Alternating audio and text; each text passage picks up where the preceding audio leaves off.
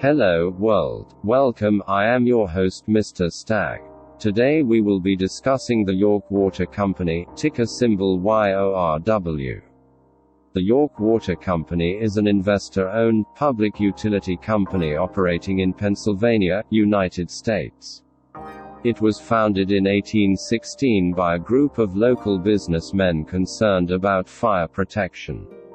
It is the oldest investor-owned utility in the U.S., and has the longest record of consecutive dividends since 1816.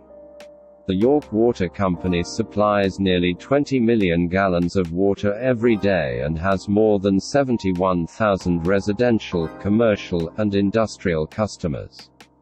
Over 202,000 people use our water in 51 communities in York, Adams, and Franklin counties, Pennsylvania.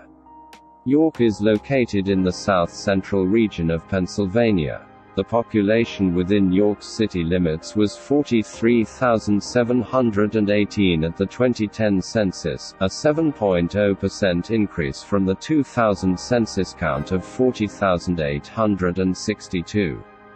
When combined with the adjacent boroughs of West York and North York and surrounding Spring Garden, West Manchester, and Springettsbury townships, the population of Greater York was 108,386.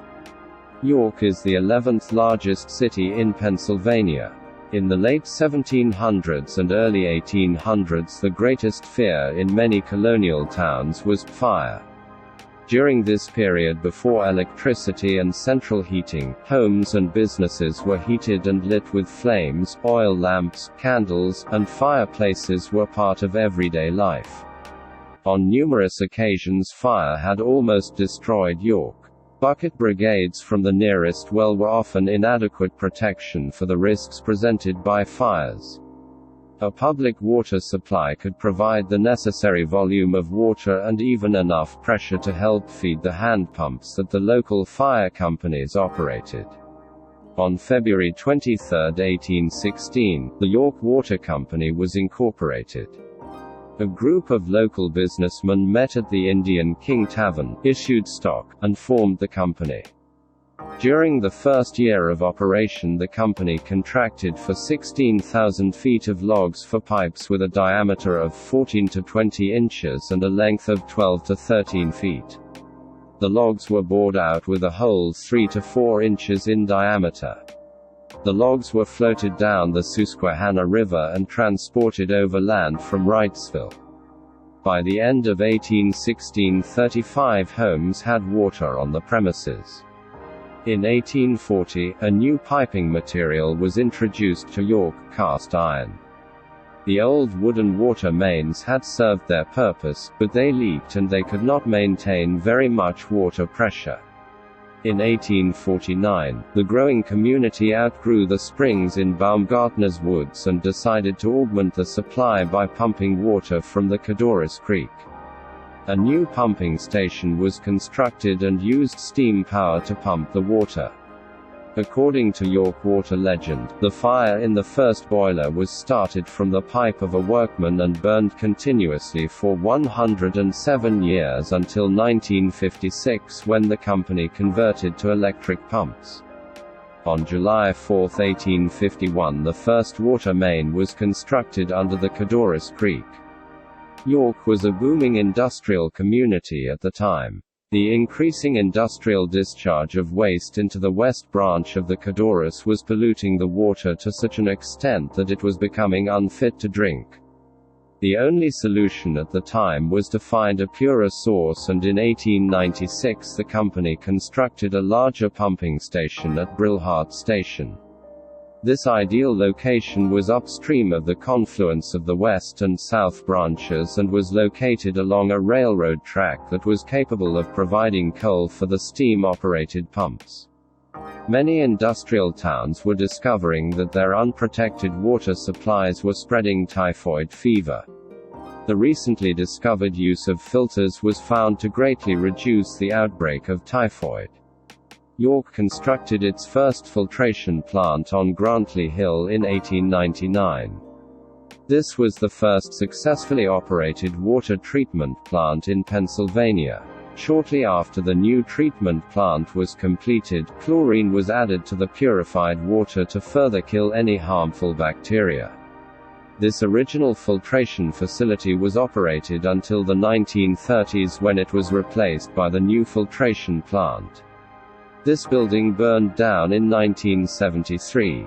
The natural flow of the south and east branches of the Codorus Creek proved inadequate to supply a growing industrial community. The company purchased land in York and Springfield townships for the purpose of building a dam to impound the water supply for periods of drought.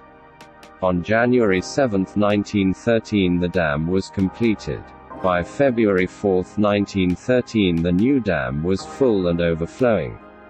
The lake was later named Lake Williams in honor of the company's general manager. In 1925, the Engineering Society of York decided to make conservation-conscious President Coolidge aware of York's exemplary reforestation efforts. The message was sent via 13 carrier pigeons. President Coolidge's reply congratulated York and noted that the planting of evergreens throughout the York watershed area was conceded to be the best reforesting of evergreens in the world. In 1932, as the community continued to grow, the need for an expanded water filtration facility was also required. The new facility was initially built with a capacity of 15 million gallons per day and then expanded to 30 million gallons per day. After many upgrades, this facility is still in service today. In 1954, they needed to expand the dam due to the need to store more water for the post-war industrial community of York. An expanded supply was needed. 4-foot-tall bascule gates were ordered from the York factory of S. Morgan Smith, now Voy Siemens.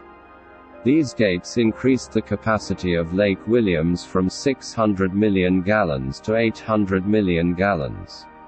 Steam-powered pumps have been providing water to York since 1849. In 1956, electrical pumps were installed and the steam engines were maintained for backup until 1982, when they were replaced by diesel-driven pumps. In 1967, in the midst of the drought of record, York Water was building a second dam, now known as Lake Redman, named after the York Water Company's general manager at the time, John Redmond, just upstream of Lake Williams. When it was completed, the total capacity of both lakes increased to 2.3 billion gallons. In 2004, due to continued growth of the community, an additional supply was developed that took advantage of the greatest source of water in the eastern United States, the Susquehanna River. The pump station and 15-mile pipeline can deliver up to 12 million gallons of water per day. In 2006, celebration of the company's 190th anniversary and the 5th anniversary of its stock being traded on NASDAQ, the company was invited to ring the closing bell at NASDAQ's marketplace in Times Square, New York City.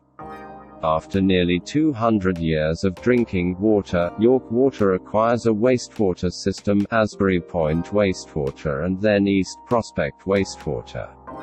As President Hines commented at the time, "We've been infrastructure experts for nearly 200 years. As we head towards the future, it has become even more clear that all water is interrelated. Drinking water, wastewater, and storm water are all part of the hydrologic cycle. York Water does a superb job managing water systems. Wastewater is the natural next step and not a whole lot different. It's a pipe with a customer at one end, and a treatment facility at the other end. We look forward to providing superior service to our community far into the future."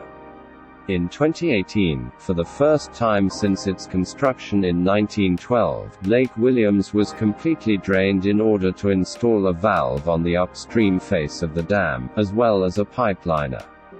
On September 14, 2020, York Water acquired Letterkenny Township Municipal Authority wastewater treatment plant.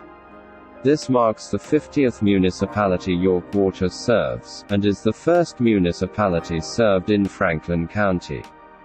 York's current stock price at the time of this video is $49.29 with a market cap of $645.93 million. The stock is currently overvalued according to Simply Wall Street by 130.40% and its fair value price is $21.39.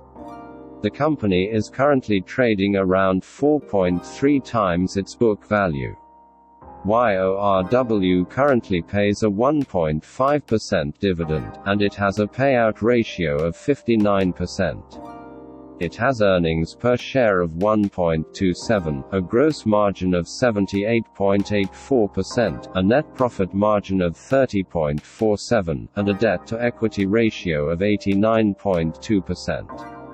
$1,000 invested in York 200 years ago without capital appreciation would be $19,973.15 today. After 600-plus consecutive dividend payments this year, a record that spans 2 centuries, and that the company claims might be the longest-running commitment of any Wall Street company. There is a simple reason that York Water is the oldest investor-owned utility in the nation, a commitment to its customers and its community. If customers are provided a high-quality, plentiful supply of water at a reasonable price, then shareholders, employees, and regulators will also benefit from this exceptional relationship. The yield is admittedly one of the smallest among the dividend stocks on this list. Also, the total market value is a fraction of what some of the bigger stocks out there have to offer.